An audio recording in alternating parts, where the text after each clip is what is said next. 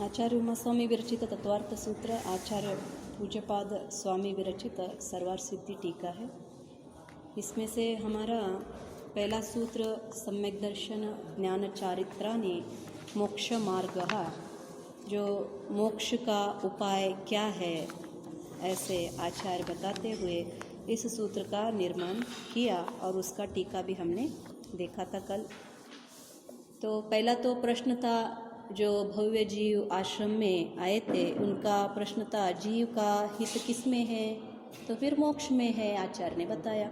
तो मोक्ष क्या है और मोक्ष का उपाय क्या है, ऐसा उनका प्रश्न था। तो मोक्ष क्या है उसके बारे में थोड़ा सा आचार्य ने पीठिका में उत्तर दिया था। तो उसके बाद मोक्ष का उपाय, मोक्ष कैसे पाया जाता है, तो उसके उपाय के बारे में आचार्य बताते हुए प्रथम ही सम्यक दर्शन ज्ञान चारित्राणि मोक्ष मार्ग इस सूत्र का बताया। ये जो है, जो टॉप डाउन मैकेनिज्म हम बोलते हैं ना, तो पहला तो पूर्ण बताएंगे, फिर उसका भिन्नता, उसका सारे शब्दों का अर्थ अब बताते जाएंगे। पहला ही मोक्ष मार्ग का बताया, सम्यक दर्शन ज्ञान चारित्राणि मोक्ष मार्ग। और जो जीव को सम्यक दर्शन क्या है मालूम नहीं है, सम्यक ज्ञान मतलब क्या मालूम नहीं है, और सम्यक चारित्र भी मालूम नहीं, लेकिन मोक्ष बताकर, मोक्ष मार्ग बताकर अब सम्यक दर्शन क्या होता है, सम्यक ज्ञान मतलब क्या, चारित्र मतलब क्या, इसके बारे में बताएंगे। कल हमने इसी सूत्र का अर्थ में दर्शन, ज्ञान और चारित्र का व्युत्पत्ति अर्थ देखा। दर्शन मतलब क्या, ज्ञान मतलब क्या और चारित्र मतलब क्या, राइट। दर्शन मतलब पश्यति दर्शनेन, दर्शन अथवा दर्शन इति अथवा दर्शनम दृष्टिमात्रम इति क्या बताया आचार्य ने, दर्शन का अर्थ बताया, मतलब देखना।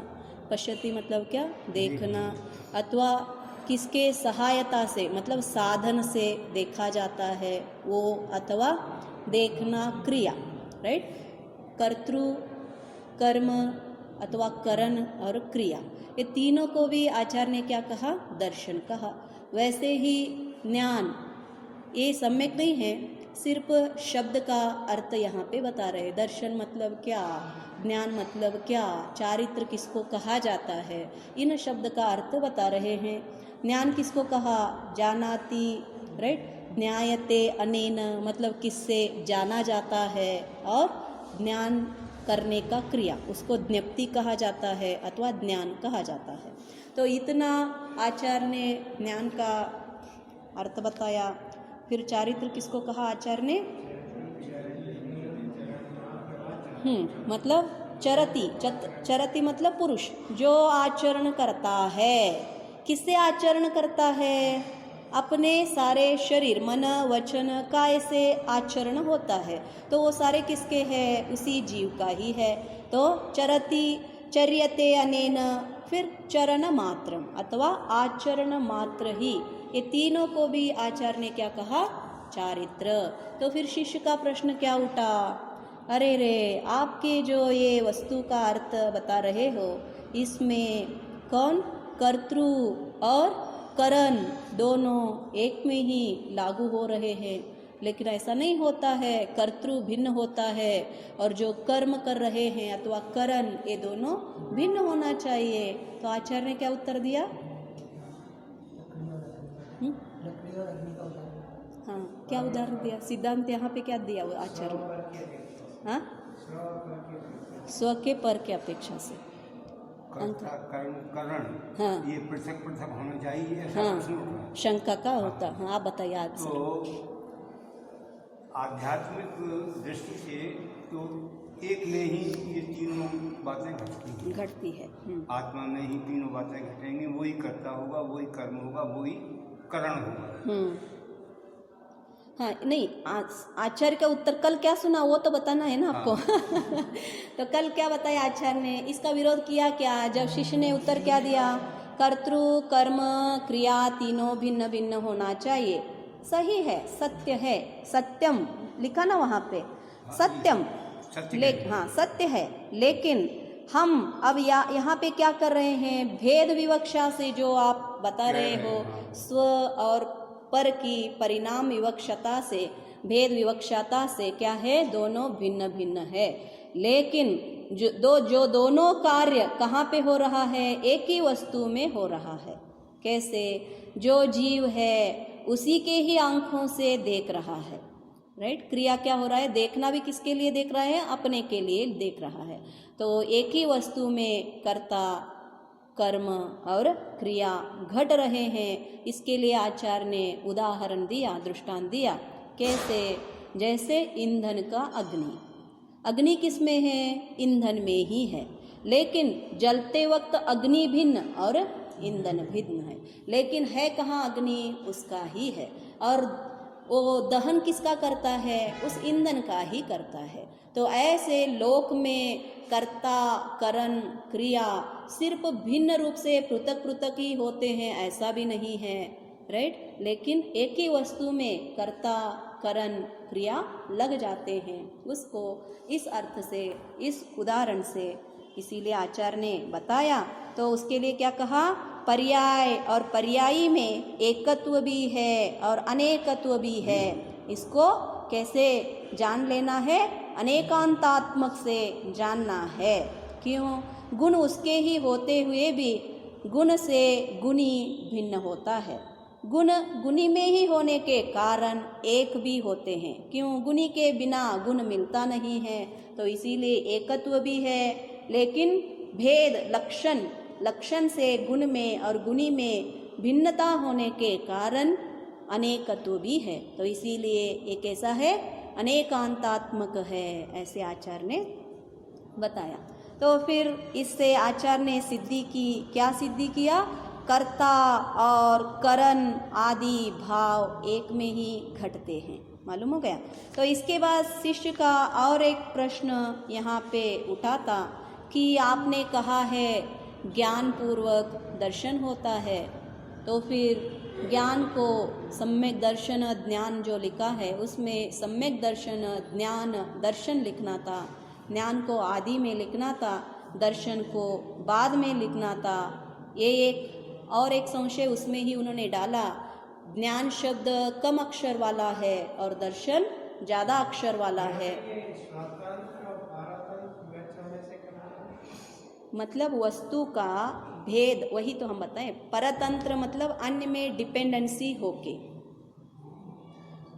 जैसे रोटी बना रहा है, रोटी बनाने के लिए कर्ता चाहिए ना चाहिए, और लेकिन कर्ता खुद अपने आप से रोटी बनाता है क्या, नहीं है, उसके लिए आटा चाहिए, राइट। आटा क्या हो गया, इसीलिए वो पर में डिपेंडेंट है। कर्ता और करण यहाँ पे पारतंत्र की विवक्षा से है। स्वतंत्रता मतलब कर्ता मैं ही हूँ, ज्ञान मेरा ही वस्तु है, और जो देखना जानना क्रिया भी मेरे लिए ही है, इसीलिए स्वतंत्र है, किसी के अधीन नहीं है। मालूम हो गया, पराधीन नहीं है, इसीलिए स्वतंत्र है। ये दोनों विवक्षा यहाँ पे, स्वतंत्र विवक्षा और परतंत्र विवक्षा। तो ये दोनों का आंसर आचार्य यहाँ पे कैसे दिया, ज्ञान पूर्वक दर्शन होता है, इसका उत्तर आचार्य ने कैसे दिया। हाँ, दर्शन और ज्ञान दोनों युगपत होते हैं। दर्शन पूर्वक ज्ञान होता है, ज्ञान पूर्वक दर्शन होता है, ऐसा नहीं है, दोनों युगपत होते हैं। इसके लिए दृष्टांत क्या दिया आचार्य ने, जैसे हाँ, जैसे मेघ पटल सूर्य के ऊपर जो था, मतलब हमारे लिए नीचे था ना, तो वो निकलने के बाद प्रकाश और प्रताप मतलब ताप दोनों एक ही किरण में प्रकट होते हैं या नहीं होते हैं, होते हैं। तो उसी रूप से दर्शन और ज्ञान किसका नाश होने के बाद, दर्शन मोहनीय का क्षय उपशम अथवा क्षयोपशम होने के बाद दोनों ही कौन से, जो मति ज्ञान श्रुत ज्ञान, पहला जो क्या कहलाता था, अज्ञान अथवा कुमति कुश्रुत कहलाता था। जब ये दर्शन वर्णीय दर्शन मोहनीय कर्म का नाश होने के बाद क्या हो जाता है, उसी मति ज्ञान श्रुत ज्ञान को क्या कहा जाता है, सम्यक ज्ञान कहा जाता है। तो इसी के कारण एक ही क्रिया से दो कार्य हुए हैं, क्रिया तो एक ही है और दोनों की उत्पत्ति हुई है, तो वो कैसे हैं? युगपत हुए हैं। तो इसीलिए दर्शन और ज्ञान पूर्वक नहीं होता, दर्शन ज्ञान युगपत होते हैं। तो आंसर ये आपने जो पूर्वक शब्द कहा, हाँ, इसका अर्थ क्या है? हाँ, अब चारित्र के लिए बताएंगे। पूर्वक मतलब एटलीस्ट थोड़ा समय उससे भी पहला होना चाहिए, मतलब जो कारण है, मतलब कारण कार्य में परिवर्तन होने वाला है अथवा कारण की सहायता से कार्य होने वाला है, उसकी समय के अपेक्षा से है। पूर्व मतलब पूर्व में, पहले में, हम बोलते हैं ना पहले में। अब बोलेंगे ज्ञान पूर्वक चारित्र होता है, मालूम हो गया? मतलब कंपलसरी सम्यक ज्ञानी ही चारित्र का स्वीकार करता है, मालूम हो गया? क्यों? बिना सम्यक ज्ञान ऐसा नहीं मैं चारित्र ले लूँगा और ज्ञान को प्रकट करूँगा, इसका नहीं होता है। हम हाँ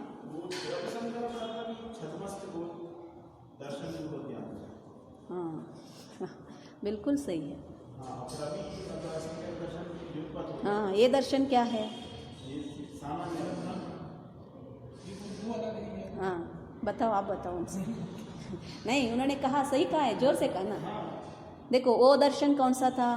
सत्तावलोकन दर्शन था, चक्षु दर्शन, जो दर्शन उपयोग था, मालूम हो गया? दर्शन उपयोग। ये दर्शन क्या है? श्रद्धान गुण। देखो मोहनीय कर्म, दर्शन मोहनीय कर्म किस में आती है? मोहनीय कर्म का विषय है, मालूम हो गया? तो ये दर्शन भिन्न है, वो दर्शन भिन्न है। वो दर्शन उपयोग है और ये क्या है? श्रद्धान गुण है, जीव का श्रद्धान गुण। तो श्रद्धान गुण प्रकट होने के बाद क्या कहा आचार्य ने यहाँ पे? दर्शन मोहनीय का उपशम क्षय अथवा क्षयोपशम होने के बाद, अगर उसमें दर्शनों और ज्ञान एक बार माने क्या बात है? दोनों एक माने तो क्या? जैसे इसमें आप बोल रहे हैं ना कि दर्शन में जो है दर्शन और ज्ञान में युगपत होता है, हाँ, वैसे वहाँ भी हम मान लें कि दर्शन उपयोग और ज्ञान उपयोग एक युगपत होता है। हाँ, क्यों? क्या क्या क्या प्रश्न है आपका? दर्शन उपयोग और ज्ञान उपयोग को युगपत मानते हैं, हाँ, उसमें क्या बात है? क्या बाधा है? दोनों का कार्य भिन्न भिन्न है, दर्शनोपयोग का और ज्ञानोपयोग का, मालूम हो गया? हाँ, यहाँ भी वो लागू होगा। नहीं, आप जैसे दर्शन और ज्ञान है, दर्शन आपने, हम यहाँ पे क्या बता रहे हैं आपको? उत्पत्ति का बता रहे हैं। सम्यक दर्शन, सम्यक ज्ञान का उत्पत्ति कैसा होता है, प्रश्न समझना है। वहाँ पे उत्पत्ति का नहीं बताया हमने, क्या बताया? कार्य कैसे करते हैं, दर्शन पूर्वकम ज्ञानम। वस्तु कैसा है? सामान्य विशेषात्मक है, मालूम हो गया? वस्तु कैसा है? सामान्य विशेषात्मक है। तो सामान्य का गुण को जानने वाला दर्शन गुण है अथवा दर्शनोपयोग है। तो जब पहला दर्शनोपयोग सामान्य का ग्रहण करेगा तो उसके बाद जो विशेषात्मक गुण उस वस्तु में है वो ज्ञानोपयोग करेगा। दर्शनोपयोग का कार्य इतना ही है, सिर्फ सामान्य का ग्रहण करना और वहाँ पे अंत हो जाता है। इसी में अगर मान लो आप ध्यान से सही चीज को ग्रहण कर रहे हो और सम्यक वो अलग चीज होगी। तो दर्शन ज्ञान का उपयोग दोनों मिथ्या जीव को भी चलता है और सम्यक दृष्टि को भी चलता है। हमें उसका यहाँ पे प्रश्न बात यहाँ पे हम ये चर्चा नहीं कर रहे हैं, दर्शनोपयोग ज्ञानोपयोग का। यहाँ पे चर्चा क्या है? सम्यक हमें मोक्ष को जाना है, मालूम हो गया? मैं मानता हूँ कि मैं संसारी हूँ और मैं बहुत दुखी हूँ, लेकिन संसार से निकल भी सकता हूँ और मुझे निकलने का उपाय चाहिए। वो उपाय, मैं संसारी हूँ, मैं संसारी हूँ, इसमें हम बैठ नहीं रहे हैं। आई हैव एक्सेप्टेड इट, मैं संसारी हूँ, मैं दुखी हूँ, मुझे दुख से निवारण करना है। जैसे मैं रोगी हूँ और मेरा रोग का लक्षण मालूम हुआ है और रोग चला जाता है, मालूम है, इसीलिए रोग कैसा चला जाता है उसका औषधि के बारे में मैं जान रहा हूँ, मालूम हो गया? अभी मैं जान रहा हूँ किसका कैसा होता है, क्या करना है, इलाज। वही तो सम्यक दर्शन ज्ञान चारित्राणि मोक्ष मार्ग। फिर ऐसा भी कह सकते कि मति ज्ञान शुद्ध ज्ञान की युगपत होनी चाहिए। हाँ, मति ज्ञान शुद्ध ज्ञान की युगपत होनी चाहिए इस हिसाब से। वो आगे चर्चा करेंगे, आगे का कहता है ना उसके। नहीं बोलते युगपत, वो तो बोलते कि हाँ, उसका आंसर भी दे देंगे आचार्य। तब तक तो आपको थोड़ा पेशेंस, ये जब हम पढ़ेंगे आपको आना पड़ेगा। मालूम हो गया? देखो, हाँ, बैठना, नहीं तो मिडल में चले जाएंगे। हाँ, और क्वेश्चन तो रखा हमारे लिए, हम खुद को आंसर दे देंगे। आपकी क्वेश्चन है, आपको इंटरेस्ट है, आंसर आपको बताना है, इनको तो नहीं है, तो क्या करें, आंसर हमारी वेस्ट में चला जाएगा। देखो, तो यहाँ पे क्या कहा आचार्य ने, जब क्षय होता है, उपशम होता है, और क्षयोपशम होने के बाद आत्मा कैसे परिणमन करता है बताया आचार्य ने। खुद आत्मा ही श्रद्धान गुण से परिणमन करता है। देखो, आत्मा सम्यक दर्शन पर्याय से आविर्भूत होता है। कितना बड़ा सा आचार्य ने यहाँ पे शब्द रखा। आत्मा ही सम्यक दर्शन रूप से परिणमन करता है। सम्यक दर्शन होता है, हम बोलते हैं ना, दर्शन भिन्न और जीव भिन्न, ऐसा नहीं बता रहे। पर्याय, आत्मा ही खुद उस पर्याय रूप से परिणमन करता है। जैसे जीव मनुष्य पर्याय को धारण करता है, मालूम हो गया, तब उस सारे जीव को मनुष्य ही कहा जाता है, अथवा मनुष्य भिन्न और जीव भिन्न, ऐसा नहीं, राइट। तो उसी रूप से ये जीव सम्यक दर्शन से परिणमन करता है, तो इसीलिए उसको सम्यक दृष्टि कहा जाता है। एकत्व का परिणाम यहाँ पे बताया है। मतलब सम्यक दर्शन भिन्न वस्तु, आत्मा भिन्न वस्तु, ऐसा नहीं है। आत्मा ही सम्यक दर्शन रूप से परिणमन करता है। इसके कारण आज तक जो मिथ्या दृष्टि था वो सम्यक दृष्टि बन जाता है। ये बहुत बड़ा सा कार्य यहाँ पे होता है।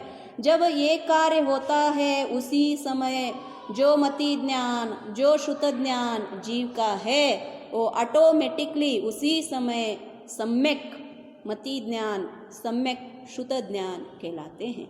इनके लिए प्रोसेस भिन्न लगा क्या? नहीं लगा। इसीलिए आचार्य ने कहा उत्पत्ति का काल दोनों का एक है। फिर भी कारण क्या है ज्ञान की उत्पत्ति के लिए? दर्शन ही कारण है। दर्शन ज्ञान युगपत उत्पत्ति होते हुए भी कारण कौन है? दर्शन। दर्शन के कारण ही ज्ञान को क्या शब्द मिला है? सम्यक मिला है। इसीलिए पूजनीय कौन है? दर्शन है। तो इसीलिए आचार्य ने क्या कहा? अल्प अक्षर होते हुए भी जो पूजनीय है उसको पहले में रखा जाता है, जैसे वीआईपीओ को आगे बिठाया जाता है। तो उसी रूप से तो यहाँ पे आचार्य ने क्या कहा? जो पूज्य सम्यक दर्शन होने के कारण ज्ञान के पहले सम्यक दर्शन का रखा है। हाँ, अल्प अक्षर वाले वस्तुओं को क्या करते हैं? पहले रखते हैं और फिर बाद में बड़े अक्षर के शब्दों को। मालूम हो गया? ये किसका व्याकरण का नियम है। जब शब्दों का बहुत, क्योंकि समास संधि बनाते हैं ना, तो समास संधि बनाते वक्त क्या किया जाता है?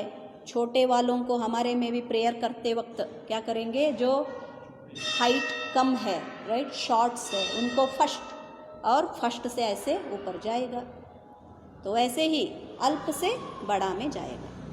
तो उसका क्रम यहाँ पे पूजनीय होने के कारण उनको राजा आ गया तो राजा का पहला सीट देना पड़ेगा, तो पहला सीट दे देंगे। तो यही कारण आचार्य ने यहाँ पे बताया। फिर चारित्र को ज्ञान के बाद क्यों रखा? क्योंकि ज्ञान पूर्वक ही चारित्र होता है, बिना ज्ञान से चारित्र होता ही नहीं है। तो इसीलिए पहला ज्ञान होगा, फिर बाद में चारित्र वो करे या ना करे, इसका कोई रूल्स नहीं। ज्ञान हो गया है, कंपलसरी ये चारित्र करना ही चाहिए। तो इसीलिए भट्टाकलंक स्वामी ने इसी गाथा की जब टीका लिखते वक्त शब्द लिखते हैं भजनीयाः, चारित्रम ज्ञान के बाद भजनीय है। मतलब वो कर भी सकते हैं, नहीं भी कर सकते हैं। स्वतंत्र रूप से दर्शन ज्ञान दो ही रत्न रह सकते हैं, और वो अवस्था है चतुर्थ गुणस्थान। तो इसीलिए तो फिर जब चारित्र स्वीकार करेगा, कंपलसरी सम्यक दृष्टि ही होना चाहिए। ऐसा नहीं बिना सम्यक दर्शन से मैं मुनि पद ले लूँगा, तो उसको मोक्ष मार्ग में एक्सेप्टेंस नहीं किया जाता है। तो आचार्य बोलते हैं एक पूर्व कोटि, इतना आयुष होता है ना मनुष्य का, कौन सा? कर्म भूमि मनुष्य का मैक्सिमम आयुष्य होती है 1 कोटि पूर्व। इतने कोटि पूर्व तक भी अगर वो मुनि बनकर निरतिचार क्या कर रहा है, चारित्र का पालन कर रहा है, फिर भी जो सम्यक दृष्टि है वो एक अंतर मुहूर्त के लिए जो ध्यान करके कर्म निर्जरा करता है, उतना और इनका अगर हम तुलना करेंगे तो भी ये जो एक अंतर मुहूर्त का जो निर्जरा किया है वो इससे भी बहुत बड़ा सा प्रमाण ज़्यादा है। तो एक्सेप्टेंस आचार्य की इसीलिए ज्ञान पूर्वक ही क्या होती है, चारित्र होता है। अज्ञान पूर्वक चारित्र का एक्सेप्टेंस नहीं किया है। क्यों? जैसे आत्मा ही सम्यक दर्शन रूप से परिणमन किया, उसी रूप से आत्मा ही चारित्र रूप से भी परिणमन करने वाला है। मालूम हो गया? तो इसीलिए जो अंतरंग का परिणाम है वही मुख्य कारण है। तो इतना कल हमने जाना था। उसके बाद मोक्ष मार्ग एक वचन में क्यों लिया? तो मोक्ष का उत्तर देते हुए मोक्ष किसको कहा जाता है? सर्व कर्मात्वा कृत्स्न कर्म विप्रमोक्षो मोक्षाः। सर्व कर्मों का अत्यंतिक क्या होना? मोक्ष होना, मुक्त होना ही क्या है? मोक्ष है। तो उस मोक्ष के उपाय जो है उसको क्या कहा जाता है? मार्गः, मोक्ष मार्गः। तो 3 तो दिया, सम्यक दर्शन, ज्ञान, चारित्राणि, मोक्ष मार्गः। इन तीनों से एक ही मार्ग बनता है। मतलब सम्यक दर्शन से भी मोक्ष प्राप्त होता है, सम्यक ज्ञान से भी मोक्ष होता है, सम्यक चारित्र से भी मोक्ष होता है, ऐसा नहीं। तीनों का एकत्व से मिलाकर ही जो क्या होगा? मोक्ष मार्ग बनेगा। इसको बतलाने के लिए आचार्य ने जो मोक्ष मार्ग है उसको एक वचन में रखा। इतना हमने कल तक जाना था। इसका विशेषार्थ पढ़ेंगे। देखो, पूर्व प्रतिज्ञानुसार इस सूत्र में मोक्ष मार्ग का निर्देश किया गया है। सम्यक दर्शन, सम्यक ज्ञान और सम्यक चारित्र ये तीनों मिलकर मोक्ष का साक्षात मार्ग है। यह इस सूत्र का तात्पर्य है। सूत्र की व्याख्या करते हुए सर्वार्थ सिद्धि में मुख्यतया 5 विशेषताओं पर प्रकाश डाला गया है। हमने जो टीका पढ़ा उसमें 5 विशेष क्या है? विशेषताएं हैं। देखो कौन कौन से। पहला, दर्शन आदि के पहले सम्यक विशेषण देने का कारण। क्यों सम्यक लगाया था? इसके बारे में पहला पैराग्राफ हमने पढ़ा था। दूसरा, दर्शन आदि शब्दों का व्युत्पत्ति अर्थ, उसका व्युत्पत्ति का अर्थ हमने देखा। और तीसरा, एक ही पदार्थ अपेक्षा भेद से कर्ता और करण कैसा होता है इसका भी निर्देश आचार्य ने किया। एक ही वस्तु में अभेद विवक्षा से क्या होता है? कर्ता, करण, कर्म, क्रिया सारे लग जाते हैं। देखो, सूत्र में सर्वप्रथम दर्शन, तदनंतर ज्ञान और अंत में चारित्र शब्द क्यों रखा है इसका भी कारण आचार्य ने बताया। फिर 5वें में क्या रखा? सूत्र में मोक्ष मार्ग यह एक वचन रखने का कारण क्या है, इसके बारे में ऐसे 5 विशेषताओं से आचार्य ने बताया। आप भी जब टीका पढ़ते हो उसमें क्या विशेषताएं हैं ऐसा याद रखने की कोशिश करना। नहीं तो टीका पढ़े घर चले ऐसा हो जाता है। ग्रहण करना चाहिए, नहीं तो हर बार हमें पढ़ना अवकाश नहीं मिलता है, भूल जाएंगे। और एक बार ग्रंथ पढ़ सकते हैं क्या? नहीं पढ़ सकते। तो अवकाश मिला है, काल कम है, आयु अल्प है, हमारी मति भी बहुत कम है, इसीलिए कितना हो जाता है उतना ग्रहण करने की कोशिश करना है। देखो, तीसरी विशेषता के स्पष्ट करते हुए तीसरी विशेषता क्या थी? एक ही पदार्थ में कर्ता करण लगते हैं, राइट। तो तीसरी विशेषता को स्पष्ट करते हुए जो कुछ लिखा है उसका भाव यह है कि जैन शासन में पर्याय पर्यायी में सर्वथा भेद न मानकर कथंचित भेद और कथंचित अभेद माना गया है। वही कहा ना, गुणी गुण कहो, पर्यायी पर्याय कहो, राइट, ये सारा एक ही है। तो यहाँ पे हमारे अनेकांत इसीलिए लगा जाता है।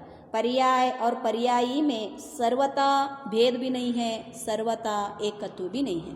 कथंचित भेद विवक्षा, कथंचित अभेद विवक्षा से हम इसको लेते हैं। तो कथंचित अभेद माना गया है, इसीलिए अभेद विवक्षा के होने पर कर्ता साधन बन जाता है और भेद विवक्षा के होने पर करण साधन बन जाता है। आशय यह है कि जब अभेद विवक्षता होता है तब आत्मा स्वयं ज्ञानादि रूप प्राप्त होता है। एक कैसा है? अभेदनय से है। क्यों? आत्मा ही ज्ञान है, आत्मा में ज्ञान में भिन्नता नहीं है। ये क्या कहा जाता है? अभेद। ज्ञान में आत्मा में हमने भिन्न नहीं किया, लेकिन भेद विवक्षा से आत्मा का ज्ञान है, आत्मा का दर्शन है, ऐसा क्या करते हैं? भेद करते हैं। तो इसीलिए यहाँ पे भी आचार्य ने अभेदनय से बताया, आत्मा ही सम्यक दर्शन रूप से क्या होता है? आविर्भूत होता है, होने पर ज्ञानादि रूप प्राप्त होता है। और जब भेद विवक्षता होता है तब आत्मा से ज्ञान आदि भिन्न प्राप्त होते हैं। चौथी विशेषता को स्पष्ट करते हुए जो यह लिखा है कि जिस समय दर्शन मोह का उपशम, क्षय और क्षयोपशम होकर आत्मा की सम्यक दर्शन पर्याय व्यक्त होती है, उसी समय उसके मति ज्ञान और श्रुत ज्ञान का निराकरण होकर वही मति ज्ञान और श्रुत ज्ञान क्या होता है? प्रकट होता है। मति अज्ञान और श्रुत अज्ञान का निराकरण होकर मति ज्ञान और श्रुत ज्ञान प्रकट होते हैं। मालूम हो गया? ये चौथा आचार्य ने बताया।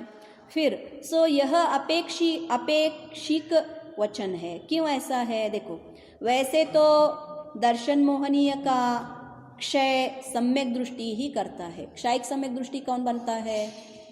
जो प्रथमोपशम सम्यक दर्शन करता है वो क्षायिक सम्यक दर्शन नहीं प्राप्त करता। कौन करता है? क्षायिक सम्यक दर्शन प्राप्त करने के लिए पहले से ही सम्यक दृष्टि होना चाहिए। मालूम हो गया? जो सम्यक दृष्टि रहता है, श्रेणिक राजा पहला क्षायिक सम्यक दृष्टि बना था अथवा बाद में बना? कथा पढ़े ना श्रेणिक राजा का। श्रेणिक राजा जब मुनि के ऊपर जो सांप मरा था उसको डालता है, नेक्स्ट डे अपने पत्नी चेलिनी राइट, क्या बोलते हैं आप? चेड़ना, हमारे में कन्नड़ा में चेड़ना है चेलिनी अथवा चेलना, कुछ भी हो सकता है। चलो, बौद्ध तो उसको, बौद्ध मत में तो बहुत विचित्र से बोलते हैं। तो वो रानी के साथ जाता है, तब सुबह दोनों को एक रूप से जब मुनि ने आशीर्वाद देते हैं तो उनको आश्चर्य लग जाता है, अरे मैंने तो इनको मारणांतिक रूप की उपसर्ग दिया और मेरे पत्नी ने तो इनका उपसर्ग निकाल दिया और इन दोनों को भी समान जानते हैं, तो उनके परिणाम अत्यंत विशुद्ध हो गए। किनके? श्रेणिक राजा के। उनके कारण इनको हुआ ऐसा नहीं, उनके परिणाम विशुद्ध हो गए, इसीलिए इनको, और उनका जो देशना मिला तो उसके कारण इनको प्रथमोपशम सम्यक हुआ। किनको? श्रेणिक राजा को। लेकिन श्रेणिक राजा जब महावीर स्वामी के समोसरण में गए तब उनको क्षायिक सम्यक दर्शन हुआ। तो सम्यक दृष्टि ही क्षायिक सम्यक दर्शन को प्राप्त करते हैं, क्योंकि क्षायिक सम्यक दर्शन के पहले भी जो करण लब्धियाँ है ना, फिर करण लब्धियाँ प्राप्त करना पड़ता है। प्रथमोपशम्यक सम्यक की जो करण लब्धियाँ हमने किया है उससे सिर्फ आपको प्रथमोपशम सम्यक तो प्राप्त होगा, लेकिन क्षायिक प्राप्त करने के लिए फिर से अनिवृत्तिकरण, अपूर्वकरण आदि करण लब्धियाँ फिर से प्राप्त करता है जीव। उसके लिए भी विशुद्धि चाहिए। कैसा विशुद्धि चाहिए? तब पहला प्रथमोपशम सम्यक के लिए सिर्फ मुनि अथवा कोई सम्यक दृष्टि प्राप्त हुआ तो चलता है, लेकिन क्षायिक प्राप्त करने के लिए कंपलसरी श्रुत केवली अथवा केवली भगवान की जो समागम है, पाद मूल है, उस रूप का विशुद्धि परिणाम जीव में चाहिए। ऐसा जीव ही क्षायिक सम्यक दर्शन का प्राप्ति करता है। विशुद्धि उनके कारण हुआ, लेकिन जो करण लब्धि फिर इसके ही होते हैं। मालूम हो गए? वो निमित्त है। जी सर, जैसे महाराज जी के पास गए, आशीर्वाद दिया उन्होंने, तो उस समय उनको सम्यक दर्शन हो गया था क्या? हाँ, उसी समय सम्यक दर्शन हुआ ना, उनके पास ही हुआ है। उस समय तो एक समय का होता है, थोड़े समय का काल का होता है, अंतर मुहूर्त का है। हाँ, अंतर मुहूर्त का होता है। तो उसके बाद मैंने उन्हें शायद सम्यक दर्शन हुआ क्या? क्षायिक क्षमिक उपशम हुआ रहता है ना, प्रथमोपशम हुआ है, फिर वो क्षायिक क्षम में कन्वर्ट होती है। प्रथमोपशम का काल बहुत कम है ना, उपशम सम्यक का काल बहुत कम है। वो कंपल्सरी किस में कन्वर्ट हो जाती है? क्षायक्षम में कन्वर्ट। हाँ क्षय क्षायक्षम में कन्वर्ट होती है। देखो अब आगे करो। मन महावीर स्वामी के संवत्सरण में गए तब इनको क्षायिक प्राप्त हुआ। तो इसीलिए रूल्स मालूम हो गया। क्षायिक सम्यक दर्शन होने के लिए पहले से सम्यक दृष्टि होना चाहिए। रूल मालूम हो गया। जो सम्यक दृष्टि है चाहे चौथे वाला प्राप्त कर सकता है, चाहे पांचवा वाला कर सकता है, चाहे सातवां वाला कर सकता है। इवन मुनि भी 7वें गुणस्थान में है, लेकिन उस अवस्था में भी वो क्षायिक सम्यक दर्शन का प्राप्ति कर सकते हैं। तो इसीलिए तो इसका अधिकारी जो क्षायिक सम्यक दृष्टि का अधिकारी, अब बताएंगे आगे सभी है। आचार्य बहुत अच्छे से विस्तार जो निर्देश सारा है ना, उस गाथाओं में किस किस का कौन कौन स्वामी है उसके बारे में बताएंगे। तो क्षायिक सम्यक दृष्टि का स्वामी कौन है? तो स्वामी और प्रथमोपशम सम्यक्तु का स्वामी कौन है? कंपल्सरी मिथ्या दृष्टि है।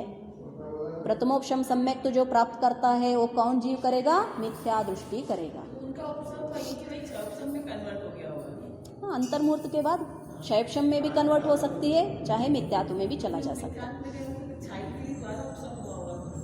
उनके लिए भी फिर करण लब्धि है ना, क्योंकि उनका 3 टुकड़ा किया है, वो सारा भिन्न है, उसको लब्धि सार में पढ़ना है। लेकिन जैसे प्रथमोपशम सम्यक्त वाला पुरुषार्थ करता है उतना पुरुषार्थ की जरूरत नहीं है। एक बार आपको सम्यक्त हो गया तो सिर्फ जिन भगवान की मूर्ति देख सकते हो गया। फिर क्षायपशमिक सम्यक्त की प्राप्ति, मिथ्यात्व में गिरे हो, कोई मुनिराज को देख लिया तो निमित्त बन गया, फिर से आपकी सम्यक्त जग जाता है। ऐसे कोई पंच कल्याण में गए तो उसके भी प्रभाव से कोई जो अतिशय ऐसा विषय होते हैं उनके समय में इसीलिए जाना है, फोकट में वहाँ पे खाना खिलाते हैं, डांस डालते हैं, ये सारा देखने के लिए नहीं। उन सारे स्थानों का जाने का महत्वता ये है, मेरा सम्यक दर्शन का प्राप्ति होती है, विशुद्ध परिणाम होते हैं। ये याद कभी भी लक्ष्य में क्या करना, मेरे सम्यक्तु की प्राप्ति हो जाए, ये परिणाम कभी भी रखे जाना है। अन्य जो कोई बाकी का है ना वो हमारे लिए नहीं है, वो सारा जो कभी भी मंदिर नहीं आते हैं उनको बुलाने के लिए है, वो नहीं करना है क्या? ऐसा हम निषेध नहीं कर रहे हैं। वो क्या है, जो कभी भी मंदिर नहीं आते हैं उनको थोड़ा सा क्या करना, मंदिर आने के जैसे करने के लिए अन्य का चीज़ है। लेकिन हर दिन भी मंदिर आता है, वो भी जाकर वही देखने लगा तो क्या फ़ायदा है? थोड़ा बदलाव होना चाहिए ना, हमारे में विशुद्धि का इच्छा रखना है। तो जो यह अपेक्षित वचन है, वैसे तो दर्शन मोहनी का क्षय सम्यक दृष्टि ही करता है, मिथ्या दृष्टि नहीं। मिथ्या दृष्टि को डायरेक्टली क्षयिक सम्यक दर्शन नहीं होता है। अतः दर्शन मोहनीय के क्षपना के समय मति ज्ञान और श्रुत ज्ञान के सद्भाव का प्रश्न ही उपस्थित नहीं है। मतलब ये जो क्षपना करता है, इसको भी क्षपना, जो क्षयिक बनता रहता है ना उस समय जो अपूर्वकरण और अनिवृत्तिकरण करता है उसको क्षपना कहते हैं। हाँ, श्रेणी ऊपर को, लेकिन इसको क्षपना क्या करते हैं, क्षपना चढ़ना अथवा क्षपना करना बोलते हैं। तो दर्शन मोहनीय का क्षपन करना मतलब क्षय करना, पूर्ण रूप से जीरो करने वाला है। मालूम हो गया, मिथ्यात्व का एक कण भी अब यहाँ पे नहीं बचने वाले हैं। किस किस का? न मिथ्यात्व का बचने वाले हैं, न सम्यक प्रकृति का बचने वाले हैं, न सम्यक मिथ्यात्व का। इन तीनों प्रकृतियों को जीरो करने वाले हैं, तो इसको दर्शन मोहनीय का क्षपना ऐसे शब्द से बोलते हैं। तो इस समय पहले से ही मति ज्ञान श्रुत ज्ञान सम्यक बने हैं और इस समय भी मति ज्ञान श्रुत ज्ञान सम्यक रूप से परिणमन करते हैं अथवा बनते हैं, ऐसा नहीं है। तो ये विवक्षता से है, ऐसे बता रहे हैं। देखो अब दूसरा, क्योंकि दर्शन मोहनीय की क्षपना के समय इस जीव के मति ज्ञान और श्रुत ज्ञान ही पाए जाते हैं, और इसी प्रकार जो सम्यक दृष्टि जे वेदक सम्यक को उत्पन्न करता है उसके भी यही क्रम जान लेना चाहिए। नहीं, सम्यक दृष्टि वेदक मतलब क्षयपशमिक, जब मिथ्यात्व में गिरेगा तो फिर उसके सम्यक ज्ञान जो मति ज्ञान श्रुत ज्ञान थे उसको फिर मिथ्या ही कहा जाएगा। फिर क्षयपशमिक जब बनेगा फिर सम्यक दृष्टि बनेगा, तब भी मति ज्ञान श्रुत ज्ञान प्रकट होते हैं।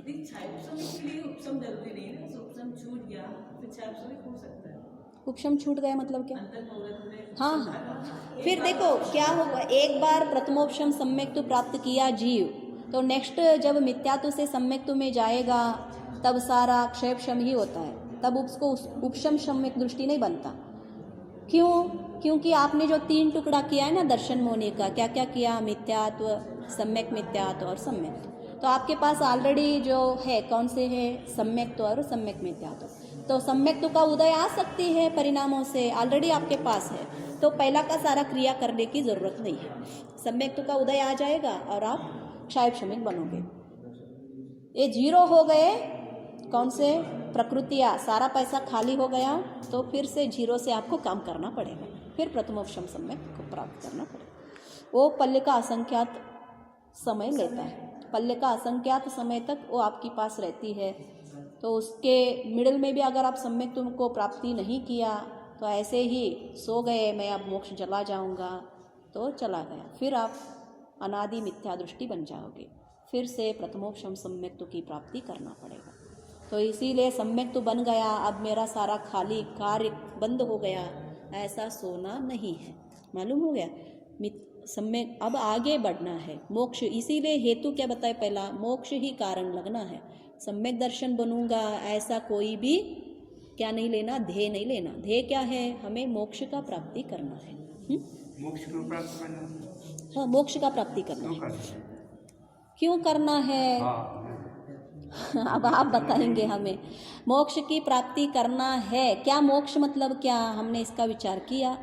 पहला जीव को ऐसा लगना चाहिए मैं संसार में दुखी हूँ, ऐसा नहीं लगा तो मोक्ष की बात ही नहीं। मैं संसार में अत्यंत सुखी, संसार में मैं अत्यंत दुखी हूँ और इससे मुझे निवृत्ति होना है और निवृत्ति हो सकता हूँ, इतना अगर हमें लग रहा है तब ही मैं हम मोक्ष की उपाय अथवा मोक्ष सोच सकते हैं।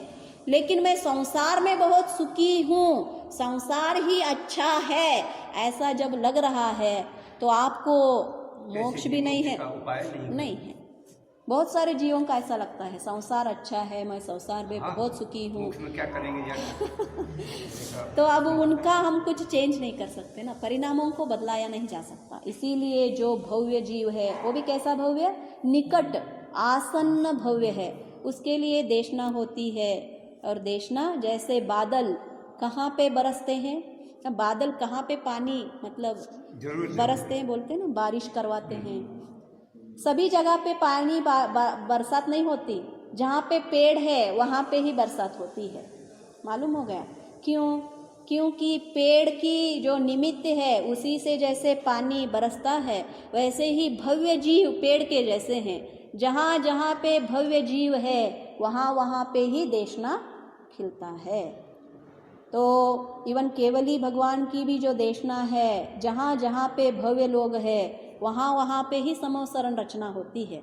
ऐसा मत समझो हमें फोर्सफुली से हमारे घर में आके आपको देशना दे देंगे, नहीं। तो समोसरण में भव्य जीव ही जाते हैं? नहीं, अभव्य भी जाते हैं, जाएंगे, सभी जाएंगे, सभी जाते। नीचे जो पृथ्वी जो नाच गाने नाट्यशाला रहती, आवाज तो घर तक भी पहुंचती होगी। हाँ, पहुंचता होगा। जो भी हाँ हाँ, उसमें दिव्य के टाइम ही वो बजते रहते हैं कि वो तो शांत हो? नहीं नहीं, तब भी बजेगा, तब भी नाचेंगे, तब भी घूमेंगे। नहीं तो ये सारे यहाँ पे नर्तनशाला में बैठे हैं, वो तो फिर दिव्य ध्वनि में जाते थे ना, वो तो खिर रहा है, फिर भी यहाँ पे आंख खोल के ऐसा देख रहा है। वो सारे सुंदर नारी ना, क्यों नर्तक कहाँ के हैं? देवलोक के नर्तक आए ना। इतने भूमि के लोक के ही इतने थोड़ा सा सुंदर हुए तो आंख फाड़ के देखते हैं लोग, और वो तो कैसे रहेंगे? हाँ, तो यहाँ पे मस्त हो जाता है, क्योंकि भोग की आशा पहला से है। तो मैंने कहा है ना, जिसको भोग की आकांक्षा है उसको भोग की वस्तु मिला तो और थोड़ा उसको अग्नि में ईंधन डाले जैसे उसकी भोग और थोड़ा तीव्रता से स्फुट होता है, वो बंद नहीं होता। देखा और समाधान हो गया ऐसा नहीं, और थोड़ा बढ़ता है। तो इसीलिए आचार्य ने क्या कहा, जो भोग की तृष्णा है उसको पहला ही कम करना है। क्यों? तृष्णा होने से, वस्तु मिलने से उसका समाधान नहीं होता और थोड़ा तृष्णा बढ़ती है। तो ये सारे वस्तु मिलने से और थोड़ा वहाँ पे वो फंस जाता है, तो इसीलिए बाहर नहीं आता है। तो मालूम हो गया। फिर देखो, अब नेक्स्ट सूत्र हम पढ़ेंगे। अब आदि में कहे गए सम्यक दर्शन के लक्षण का कथन करने के लिए आगे का सूत्र कहते हैं। आगे का सूत्र मतलब जो सेकंड सूत्र है, पहला तो मोक्ष मार्ग बताया, अब मोक्ष मार्ग में जो सम्यक दर्शन है उसके बारे में क्या श्रद्धान, किस में श्रद्धान करना है? श्रद्धान तो करना है बताया आचार्य ने, श्रद्धान किस में करना है, कौन से वस्तु में करना है, कैसे होता है? हाँ किस में करना है, भगवान में करना है क्या श्रद्धान? प्रश्न तो उठना चाहिए। श्रद्धान क्या है? एक क्रिया है, वो किसी ना किसी साधन में करना है, तो किस में करना है? अब ये जो प्रश्न है, तो किस में श्रद्धान करने से हमें मोक्ष मार्ग मिलता है? सभी में, जॉब में भी हम श्रद्धान कर सकते हैं, तो उससे मिलेगा क्या? नहीं। तो इसीलिए श्रद्धान किस में करना है उसके बारे में बताएंगे। देखो, तत्रादवृद्धिष्टश्च सम्यक् दर्शनस्य लक्षण निर्देशार्थम इदम उच्यते।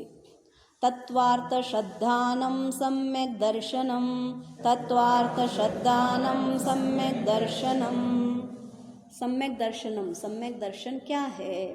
तो सम्यक् दर्शन है तत्वार्थ में श्रद्धान करना।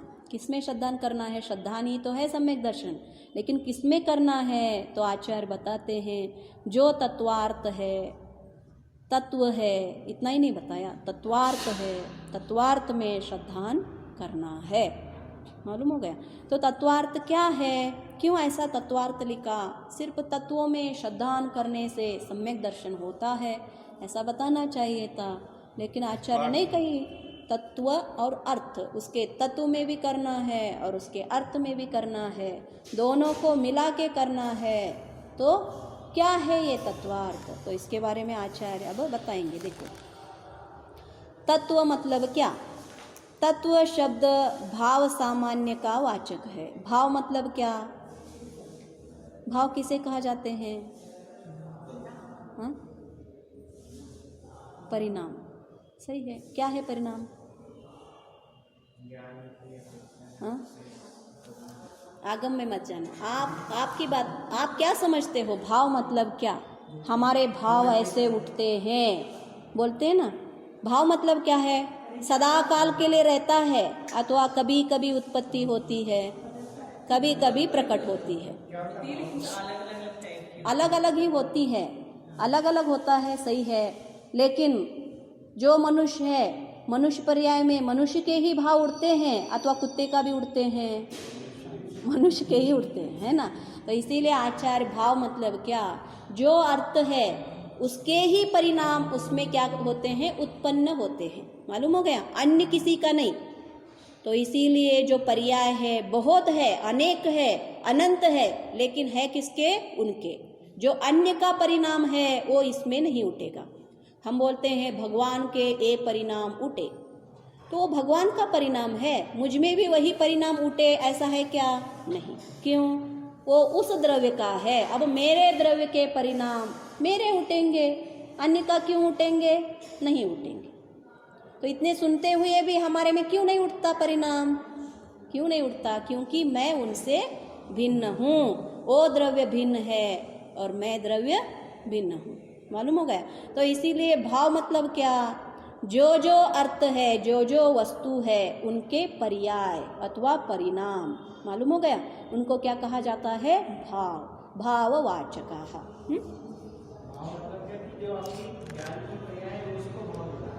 सिर्फ ज्ञान की नहीं, द्रव्य का जो कुछ गुण की हो। हाँ, इसीलिए मैंने आपसे प्रश्न पूछा, भाव मतलब क्या आप जानते हो? मालूम हो गया? पानी का भाव क्या है? शीतलता अथवा नीचे जाने का। हाँ? गुण पर्याय लेना यहाँ पे। मालूम होगा? जिस दशा से वो च्युत नहीं होगा।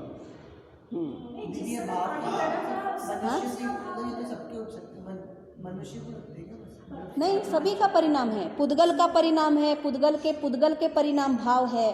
तो इसीलिए सब जो 6 द्रव्य है, 6 द्रव्यों का पर्याय होते हैं, ऐसा मत मानो। भाव मतलब क्या? यहाँ पे पर्याय है। मालूम हो गया? उसके जो पर्याय उठते हैं उस वस्तु का आइडेंटिटी किससे होता है? द्रव्य से होता है या उसके पर्याय से होता है? पर्याय से। होगा, गुण का भी होगा, गुणी का भी होगा। मालूम हो गया?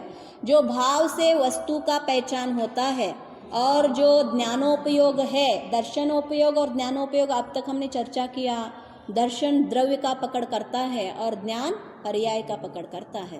पर्याय विशेषात्मक है, गुण अथवा द्रव्य कैसे है? सामान्यात्मक है। और निश्चयता कहाँ पे होती है? ज्ञान में होता है। द्रव्य से, दर्शन से निश्चय नहीं होता, निर्णय नहीं होता। तो इसीलिए सम्यक दर्शन के लिए कौन सा उपयोग का चाहिए? ज्ञानोपयोग चाहिए, दर्शनोपयोग नहीं। तो इसीलिए साकार ज्ञान का आचार्य डेफिनेशन क्या लिखेंगे? जो सम्यक दृष्टि होता है उसका साकार ज्ञान उपयोग वहाँ पे उपयोगित होता है।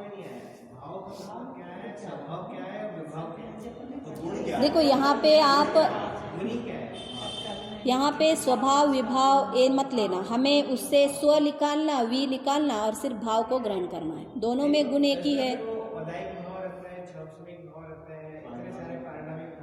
उतने आगे मत जाना, वो आगे में बताएंगे हमें। भाव देखो, हम जैसे बैठे हैं आज की नई अवस्था है, इसमें हमको भाव समझना है, तो भाव का मतलब क्या है? देखो अब आप जो समझ रहे हो, आपकी जो प्रश्न उठ रहे हैं, ये सारे क्या है? गुण के अपेक्षा से भाव है। मालूम हो गया? गुण के अपेक्षा से। गुण कौन सी, आपकी कौन सी गुण चल रही है? अभी आप जो प्रश्न उठाया ज्ञान गुण का, मालूम है? सिर्फ ज्ञान उपयोग ही चला क्या? उसमें आपकी मन भी चली है, आपने देखा भी है, दर्शन उपयोग भी चल रहा है। एक जो भाव उठ रही है, हाँ, शब्द से बोल रहे हो, ये भी जो परिणाम चल रहे हैं ना, सब चल रहा है ना, एट ए टाइम सब चल रहा है ना। मुंह से बोल रहे हो, मुझे देख रहे हो, आप अपेक्षा भी कर रहे हो, एक क्रिया तो चल रही है, लेकिन उसके बीच में जो कोई सहायक जो क्रियाएं अथवा भाव है, उसका एक ग्रुप चल रहा है। इसीलिए जीव को क्या कहा आचार्य ने? ये सारे भावों का एक राजा है। कौन है? ज्ञान गुण। लेकिन बहुत सारे सभी ज्ञान है क्या? नहीं है, लेकिन उसके सहायकता भी बहुत है। क्या करेंगे? परिभाषा गुण की, गुण की भाषा, परिभाषा क्या करेंगे? गुण का गुण क्या है? द्रव्य में रहता है, उसका इंडिपेंडेंट अवस्थिता नहीं है। मालूम हो गया? जैसे द्रव्य स्वतंत्रता से मिलती है, वैसे गुण स्वतंत्रता से नहीं मिलता। लेकिन एक ही गुण से द्रव्य नहीं बने हैं। द्रव्य में कितना गुण है? अनंत गुण है। और एक गुण और एक गुण से मिलता जुलता है क्या? नहीं है। उनके उनके भिन्न अस्तित्व है। कैसे? गुण लक्षण से, मतलब भेद जो उसकी लक्षण से। लेकिन वो सारा द्रव्य में होते हुए भी द्रव्य से अलग नहीं है, अन्य गुणों से टच भी नहीं किए हैं, और उनकी स्वरूप उस रूप से ही रहता है और उनका भी पर्याय प्रकट होती है। ये है गुण का निर्गुणाः गुणाः। गुण में अन्य कुछ है क्या? नहीं है। गुण स्वतंत्र है, उसमें और एक गुण भरा नहीं है। इसीलिए आगे बताएंगे निर्गुणा गुणाः। ये सारे 5वें अध्याय में आचार्य सारे डेफिनेशन बताएंगे। आपने ये कहा भी तत्वार्थ श्रद्धानम सम्यक दर्शन है। अब तत्व 7 है, तत्व 7 है। तो क्या सातों का ये साथ श्रद्धान करना है या अकेले जीव को करना? हाँ, ये प्रश्न का उत्तर हम कहाँ पे देंगे? आगे के गाथा में देंगे, अब नहीं देंगे। क्योंकि अभी हमें क्या करना है? सिर्फ जीव को ही श्रद्धान किसका करना है, इसके बारे में हमें चर्चा करना है। हम ये नहीं कह रहे हैं सिर्फ आप 7 तत्वों का चर्चा श्रद्धान करो, हमें ये नहीं। तत्व मतलब जो कोई पदार्थ है। इसीलिए अब ये चल रहा है, ये पहला देखेंगे, फिर उसमें पहला ब्रॉडर व्यू देख के फिर उसमें से क्या करते आएंगे, छोटा छोटा करके हम आएंगे। पहला तो देखना क्या है? पूर्ण देखना है वस्तु का। क्यों? हमें मोक्ष जाना है, भेद नहीं करना है। हाँ, अब पूर्ण का देखना, फिर बाद में हमें क्या करना? कॉन्सेंट्रेशन करना है छोटे वस्तु में। देखो, तत्व शब्द भाव सामान्य का वाचक है। क्या है? तत्व भाववाचक है। हम बोलते हैं ना, भाव को बतलाता है, द्रव्य को नहीं।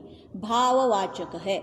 यहाँ पे वस्तु को नहीं बता रहे हैं, वस्तु का स्वभाव के ऊपर अथवा उसके भाव को बता रहे हैं। तो श्रद्धान किस में करना है? उसके भावों में। भाव मतलब क्या? पर्याय। भाव मतलब पर्याय, याद रखना। गुण मतलब पर्याय है।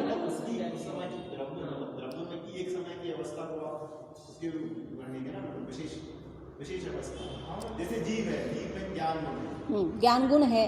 ज्ञान गुण प्रकटता में पर्याय रूप में प्रकट हो गई तो ही ज्ञान। मालूम हो गया? ज्ञान गुण तो है, उसका पर्याय भी हर पल निकलता है ना निकलता? आगे दे देंगे आचार्य, देखेंगे। हाँ, देखो उसमें भी ऐसे ही आधार आधे का संबंध है। गुण आधार है और पर्याय जो भाव है उसका आधे नहीं, आधार आधे वो भी हो गया। लेकिन गुण का पर्याय का कैसे डिफिनीशन लगाओगे? गुण का भी पर्याय उठती है या ना उठती?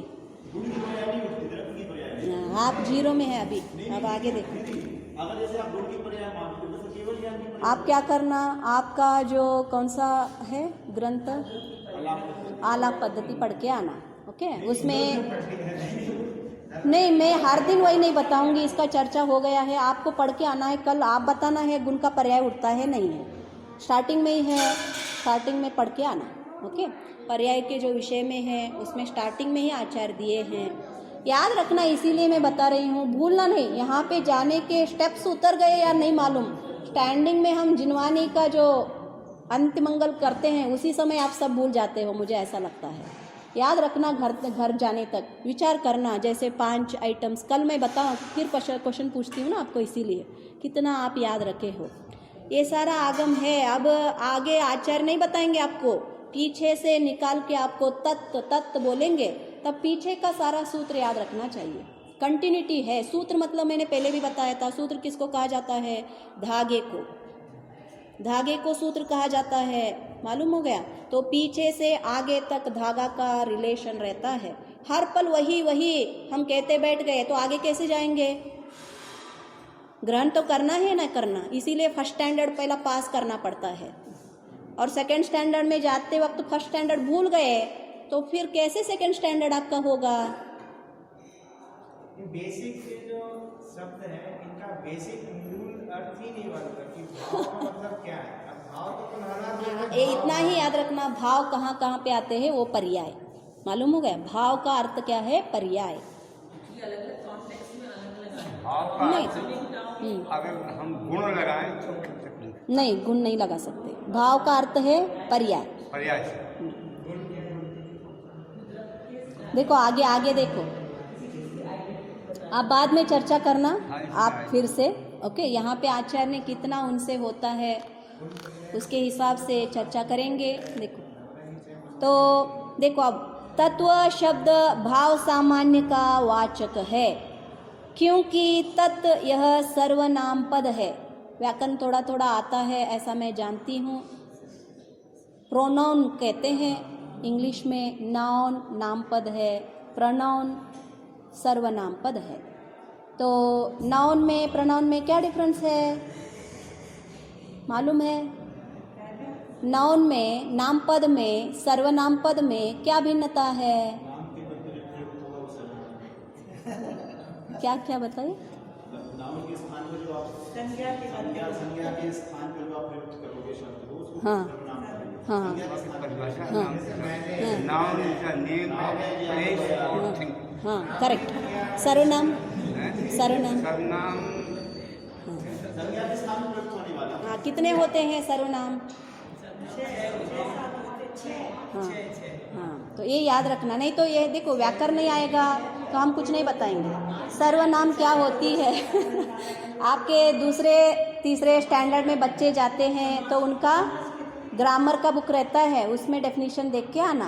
ओके, तो सर्वनाम क्या किया जाता है? जो नाम पद होते हैं। अब देखो सुषमा, इनका नाम, ये सारा न लेते हुए मेरे नज़दीक है तो ये, नहीं तो ओ, ऐसा जो संबोधन करते हैं उनके नाम से, मैं वहाँ गया था, मैं यहाँ आई थी, ये सारा बोलते हैं ना, इनको क्या कहा जाता है? सर्वनाम। एक ही सभी नामों को, सर्वों को एक से क्या कहा जाता है? एक शब्द से उनका संबोधन किया जाता है, वो क्या है? सर्वनाम पद। तो तत् मालूम हो गया? तत् ये भी क्या है? सर्वनाम पद है। तत् मतलब क्या? हाँ? वह, यह नहीं, वह। यह और वह में क्या भिन्नता है? हम व्याकरण आपको नहीं सिखा रहे हैं, लेकिन यहाँ पे उसकी ज़रूरत है, इसीलिए हम यहाँ पे बता रहे हैं। यहाँ पे वह ही लेना है, मालूम हो गया? हाँ, वह ही लेना है, यह नहीं लेना है।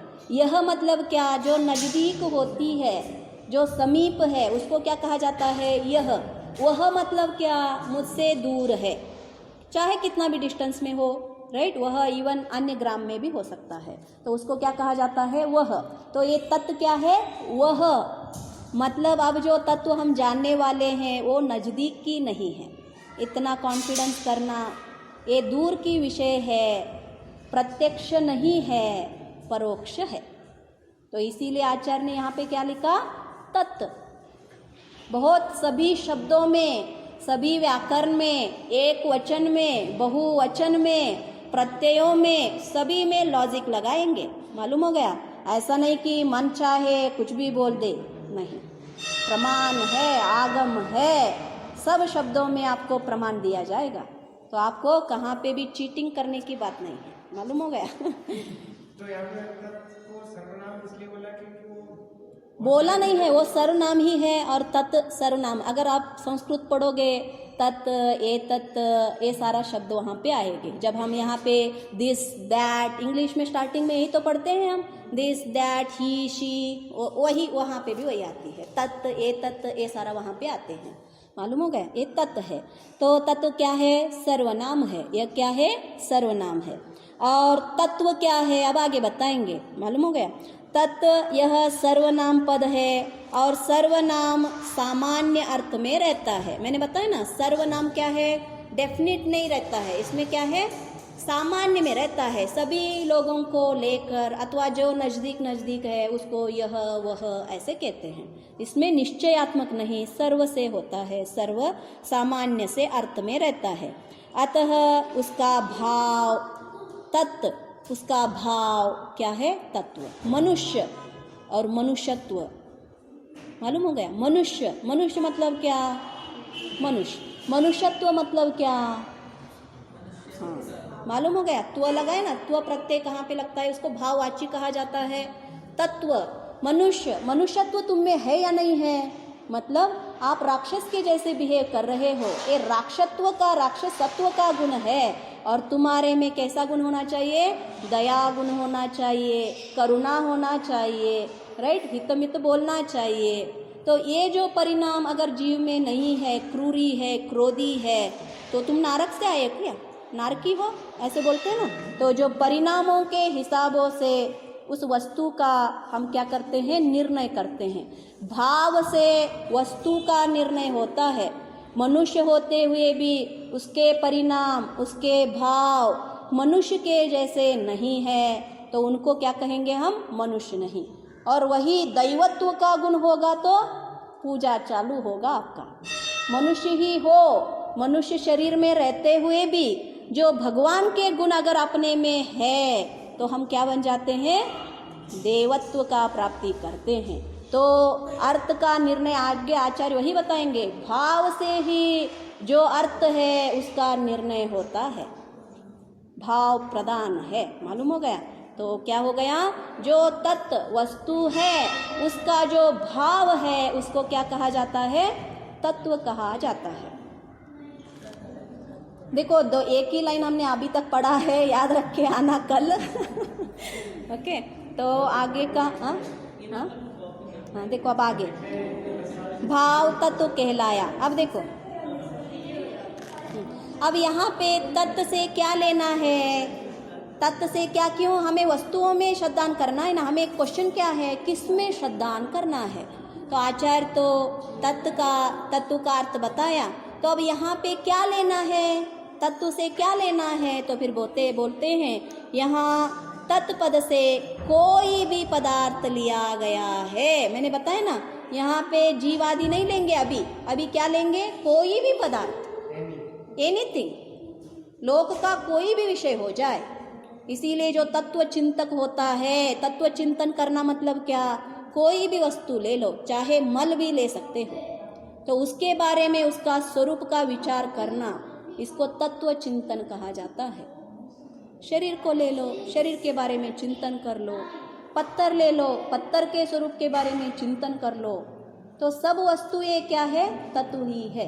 सभी में, सभी पदार्थ में उनके भाव होते ही हैं, उनके भाव से उनका पहचान होता है। तो इसीलिए जो पहले में तत्व कहा, उस तत्व को कोई भी पदार्थ लिया गया है, तो इसीलिए कोई भी पदार्थ हम श्रद्धान करेंगे और मोक्ष जाएंगे क्या? नहीं। तो इसीलिए अर्थ लगाया है। मालूम हो गया? बहुत इंटेलिजेंट है आचार्य। ऐसा नहीं कि हमें कहाँ कहाँ पे तो कैसे फॉरेस्ट में जाओ और किसी मिडिल रास्ता में छोड़ के आ जाओ, नहीं। बहुत आपको डेफिनेट सी राह ऐसा बताएंगे, मार्ग बिल्कुल आपको कहाँ पे भी धोखा वो मार्ग आपको नहीं देगा, पूर्ण रूप का डायरेक्शन बताया जाएगा। तो यहाँ तत्पद से कोई भी पदार्थ लिया गया है। आशय यह है कि जो पदार्थ जिस रूप से अवस्थित है उसका उस रूप होना, यही तत्व शब्द का अर्थ है। मतलब जो पदार्थ है उसका रूप, इस पदार्थ का ऐसा ऐसा ही स्वरूप होता है। सोना कैसा होता है? जो सोना को जानता है उसका स्वरूप बोलेगा या ना बोलेगा? कैसा होता है? येलो कलर होती है, चमकती है, कभी उसको क्या नहीं लगता? रस्ट नहीं लगता है। ये सारा आपको स्वरूप मालूम है ना? ऐसा स्वरूप होगा तो वो वस्तु को आप सोना मानोगे या क्या मानोगे? लोहा मानोगे? सोना मानोगे। तो ऐसे ही हर वस्तु का अपने स्वरूप रहता है। तो जो वस्तु अपने स्वरूप में उस रूप का है, जैसे रहता है वैसे उसका क्या करना है? श्रद्धान करना है। आशय है कि जो पदार्थ जिस रूप से अवस्थित है उसका उस रूप होना, यही तत्व है। मतलब कोई कोई वस्तु अपने स्वरूप को छोड़कर अन्य रूप से भी होते हैं, इसके कारण उसको तत्व नहीं कहा जाएगा। जो वस्तु उस रूप से है उसी रूप से रहने को, होने को क्या कहा जाता है? तत्व कहा जाता है। अर्थ, अब तत्व का अर्थ है ना, इसका शब्द का व्युत्पत्ति लाभ अर्थ है। मतलब इस शब्द का मतलब तत्व शब्द का जो व्युत्पत्ति लाभ क्या है? अर्थ है। जो उत्पत्ति, अर्थ शब्द का अर्थ क्या है? तत्वार्थ। देखो, तत्व प्लस अर्थ, दो शब्द लगाए ना हमने। तत्व का अर्थ तो जान लिया, अब अर्थ का अर्थ जानना है। नीचे देखना, नीचे देखना। तत्वार्थ, तत्व को दो शब्द में बांटा था ना, तत्व और दूसरा उसमें क्या है? अर्थ। वो अर्थ का अर्थ जानना है, अर्थ का मीनिंग जानना है। अर्थ मतलब क्या? अर्थ मतलब पैसा भी होता है, मालूम हो गया? अर्थ के बहुत शब्द है, शब्द का, उस अर्थ शब्द का बहुत मीनिंग है। अब हमें यहाँ पे अर्थ, हाँ, अर्थ का मीनिंग क्या है? नहीं होता है। नहीं, अर्थ मतलब भी ये नहीं होता है। देखो, अब अर्थ शब्द का व्युत्पत्ति लाभ अर्थ है। मतलब देखो उसका अर्थ का मीनिंग क्या है ये बता रहे हैं। देखो, अर्यते निश्चीयते इत्यर्थः। अर्यते निश्चीयते मतलब जो वस्तु का निश्चयात्मक ये यही है, इससे भिन्न नहीं है। ये जो निश्चयात्मक हमारे में करता है, इसका अर्थ क्या है? इस शब्द का अर्थ क्या है? हम बोलते हैं ना, और वस्तु किस अर्थ, किस प्रयोजन से, वस्तु का स्वरूप क्या है, किस अर्थ के लिए उपयोग कर रहे हो? घटा का वस्तु अर्थ क्या है, ऐसे बोलते हैं ना। सोना किसके लिए उपयोग करते हैं, उसका अर्थ क्या है? वैसे ही यहाँ पे क्या कहा? अर्यते निश्चीयते इत्यर्थः। जो निश्चय किया जाता है उसको क्या कहा जाते हैं? अर्थ। मतलब यहाँ पे सिर्फ तत्व जानना नहीं, तत्व का निश्चयात्मक होना है। वस्तुत्व गुण तो जानना उसकी, किस अर्थ क्रिया या किस, हाँ वही तो, इसीलिए तो हम भी बता रहे हैं। तो जो जीव का गुण है, अब आगे बताएंगे ये शब्द क्यों अर्थ आपको याद रखना है। जो मैं पुद्गल का, भोग का, परिग्रह का, आरंभ आदि कार्य कर रहा हूँ, ये सारे जीव के गुण नहीं है।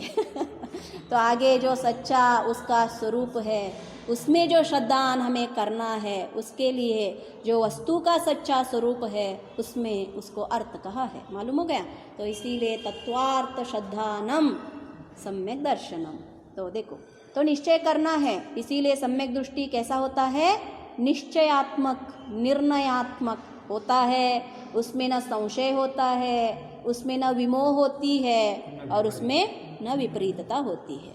तो इसीलिए जो ज्ञान है, क्यों यहाँ पे इन्होंने निश्चय किया ना, जो तत्वार्थ को जान के, तो इसके कारण उसका ज्ञान अब कैसा बन गया है, सम्यक ज्ञान बना है। तो निश्चय किया जाता है। यहाँ तत्व और अर्थ इन दोनों शब्दों के संयोग से क्या हुआ है, तत्वार्थ शब्द बना है। जो तत्वेन अर्थस्तत्, जो तत्वेन अर्थाः तत्वार्थाः, ये क्या है, समास है। तत्वेन अर्थाः मतलब जो तत्व से अर्थ है, अर्थ मतलब क्या, वस्तु। वस्तु का पहचान कैसे होता है, उसके तत्व से, उसके भाव से उस वस्तु का, अर्थ का निश्चय होता है। भाव से ही उस वस्तु का निश्चयात्मक होता है ना। सोना बताओ, मतलब क्या बताओगे, जो क्या होती है, येलो कलर होता है। तो कलर ये येलो बताया आपने, ये क्या है, उसका भाव है, राइट, मालूम होगा। जो चमकता है, चमकता है, ये क्या है, भाव है। तो उसके भाव से वस्तु का सिद्धि होती है, मालूम हो गया। तो इसीलिए भाव में अगर मैं पर्याय में लक्ष्य लगूंगा, इसे एकांतवाद से नहीं चलता, मालूम हो गया। पर्याय से वस्तु की सिद्धि होती है। तो इसीलिए पर्याय छोटा और द्रव्य बड़ा, मैं द्रव्यार्थिक नय को मानूंगा, पर्यायार्थिक नय को नहीं मानूंगा, ये सारा नहीं चलेंगे, मालूम हो गया। बिल्कुल माध्यस्थ, चाहे व्यवहार हो, चाहे निश्चय हो, चाहे पर्याय हो, चाहे गुण हो, चाहे द्रव्य हो, उनसे मुझे लेना देना कुछ नहीं है। उन सारे का सहायता से मुझे कहाँ पे जाना है, मोक्ष में जाना है। मुझे जो जो वस्तुओं का साधन है, ये सारा वस्तु को जानने की साधन है। आपको उलझने की बात हम नहीं बता रहे हैं, पर्याय में पड़ जाओ, द्रव्य में पड़ जाओ, उलझ जाओ, ऐसा नहीं। उसका सहायता लेना है, मेरे कार्य का सिद्धि करना है। देखो, कोई जो डेवलपर रहता है उसको सिर्फ कोड में व्यामोह रहता है, मैं सिर्फ कोड करूँगा। और जो टेस्टर रहता है वो बोलता है मैं सिर्फ टेस्टिंग ही करूँगा। लेकिन ओनर क्या बोलता है उसको तो पैसा चाहिए भैया। आप कोड कितना भी लिखते लिखते जाओ, उसको लेके मुझे क्या करना है, मुझे एक प्रोडक्ट चाहिए, मुझे उसको बेचना है और पैसा कमाना है, नहीं तो आपको पैसे कहाँ से दे दूँगा। तो इसीलिए अपने भाव, जो मुख्य रूप का, जो अर्थ का अर्जन करना है, उसके ओर जाना। हमारी लक्ष्य कहाँ पे रहना है, मोक्ष में रहना है। और मुझे जो चीज़ मोक्ष तक लेके जाते हैं उनका अवलंबना राग द्वेष के बिना करना है। ये कला हमें सीखना है। कौन सा कला, साम्य भाव में से मैं कैसे कर सकता हूँ, ये जो राग द्वेष करने का बुद्धि मैं कैसे छोड़ सकता हूँ। ये जो नीचा है, ये जो ऊंचा है, ये कम है, ये ज़्यादा है, ये सारा परिणाम अब हमें बंद करना है, मालूम हो गया। जब तक ये बंद नहीं होंगे तब तक भी हम आगम में एंटर नहीं कर सकते हैं। क्योंकि कहाँ कहाँ पे तो व्यवहार नय की मुख्यता से बात कहेंगे और कहाँ कहाँ पे तो निश्चय नय की मुख्यता से बात करेंगे। और दोनों नय भी हमारे लिए चाहिए मोक्ष मार्ग के लिए। तो दोनों भी हमारे लिए पूजनीय है। कितना, इक्वल, सम पूजनीय है। तो इसीलिए दोनों पे भी आदर रखना है। तत्वेन अर्थाः तत्वार्थाः, ऐसा समास करने पर प्राप्त होता है। फिर अथवा भाव द्वारा, तत्वेन अर्थाः तत्वार्थाः, एक समास हो गया। दूसरा समास बताते हैं, अथवा भाव द्वारा भाव वाले पदार्थ का कथन किया जाता है। मालूम हो गया। भाव से भाववान का ऊपर पढ़ेंगे तो भवन मात्रम लिखेंगे। तो ये बात आपको कहाँ पे आता है, समय सार में भी ऐसा ही चर्चा आती है आचार्य का। भाव से जो भवन होना है, राइट। भवन मतलब क्या, घर। घर किससे नाम लेता है, जो घर में जो लोग रहते हैं उनसे घर बनता है। नहीं तो घर में कोई नहीं रहेंगे तो उसको क्या कहोगे आप जैसे भगवान है इसमें, तो इसीलिए इसका नाम क्या होता है, मंदिर होता है। भगवान ही नहीं होगा तो क्या होगा, इसका नाम मसीदी होगा। मस्जिदी में भगवान नहीं रहते ना, तो ऐसे। तो इसीलिए क्या बोलते हैं आचार्य, भाव से भवन होता है, मतलब उस जो भाव है उसके कारण उसकी अर्थ द्रव्य उसकी प्रसिद्धि होती है। तो भाव द्वारा भाव वाले पदार्थ मतलब द्रव्य, जैसे गुण गुणी, आधार आधे, मालूम हो गया। तो जो आधार का आधे से अथवा भाव से भाव वाले पदार्थ का कथन किया जाता है। भाव तो बता रहे हैं, लेकिन भाववान से भिन्न नहीं हो रहा है, नहीं होता है ना, तो इसीलिए भाववान का ही कथन यहाँ पे हो रहा है। तो पदार्थ का कथन किया जाता है क्योंकि भाव वाले से अलग नहीं पाया जाता है, मालूम हो गया। जो पर्याय है, जो भाव है, वो भाववान से अलग प्राप्त नहीं होता है। तो इसीलिए चाहे आप भाव कहो अथवा द्रव्य कहो, पर्याय कहो अथवा द्रव्य कहो, यहाँ पे चर्चा दोनों का भी हो रहा है। शब्द तो हम भाव लगा रहे हैं, लेकिन भाव से भाववान का भी यहाँ पे चर्चा हो रहा है। तो अलग नहीं पाया जाता, ऐसी हालत में इसका समास होगा तत्वमेव अर्थाः, मतलब भाव ही, जैसे ज्ञान ही आत्मा है, तत्वमेव अर्थाः मतलब भाव ही अर्थ है। पहले से क्या कहा, भाव से तत्वेन अर्थाः, तत्व से अर्थ है, ऐसा बताया नहीं। दूसरे में क्या करेंगे, ज्ञान जो गुण है अथवा जो भाव है वही क्या है, आत्मा है। तो इसीलिए तत्वमेव अर्थाः तत्वार्थः, दो समास यहाँ पे बनाए। तत्वार्थ का श्रद्धान तत्वार्थ श्रद्धान कहलाता है, मालूम हो गया। तो इसमें क्या करना है, तत्व का श्रद्धान करना अथवा भाववान का श्रद्धान करना, दोनों का करना। तो इसीलिए मैंने बताया जो 6 द्रव्य 5 अस्तिकाय 7 तत्व 9 पदार्थ, द्रव्य और तत्व दोनों का भी यहाँ पे हमें क्या करना है, श्रद्धान करना है। यही आचार्य बताए, भाव का भी श्रद्धान करना है और जो भाववान है उसका भी श्रद्धान करना है। तो इसीलिए जो देशना लब्धि में आपको देशना किसकी प्राप्ति होती है, जो सम्यक दृष्टि, जो प्रथम मोक्षम सम्यक तो करता है, उसको देशना का प्राप्ति होती है। वो देशना में क्या बताएंगे आचार्य, यही बताएंगे 6 द्रव्य 5 अस्तिकाय 7 तत्व और 9 पदार्थ, इसको ही देशना। अलग जो कुछ 1000 आप पढ़ो, इससे कुछ प्रॉब्लम नहीं है, हमें कुछ नहीं होने वाला। होने वाला किससे है, 6 द्रव्य 5 अस्तिकाय 7 तत्व और 9 पदार्थ। इसको अच्छे से जान लो, सम्यक दर्शन ज़रूर होगा। जानना और श्रद्धान करना, सिर्फ जान के छोड़ना नहीं एग्ज़ाम लिखने के लिए, जानना पूर्ण रूप से, इसके बारे में ही चर्चा करना। क्या द्रव्य होता है, क्या पर्याय होता है, क्या भाव होती है, वो कैसा दिखता होगा, पर्याय कैसे प्रकट होती होगी, द्रव्य से भिन्न अस्तित्व लेके प्रकट होता है अथवा द्रव्य ही पर्याय रूप में परिणमन होता है, ये सारा का चर्चा हमारे अंतरंग में होना चाहिए, मालूम हो गए। तो तत्वार्थ का श्रद्धान तत्वार्थ श्रद्धान कहलाता है।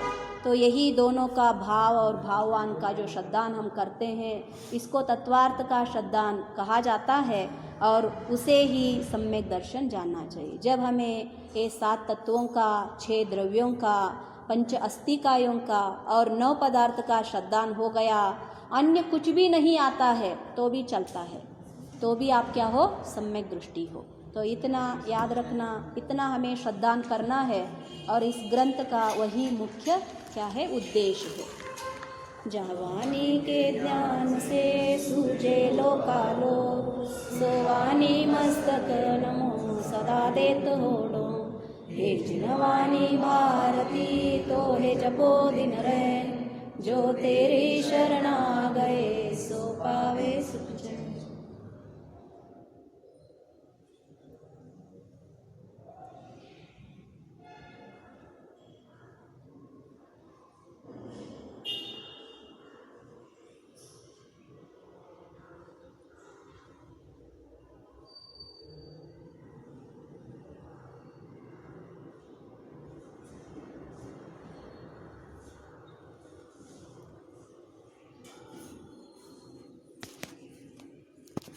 हे प्रभु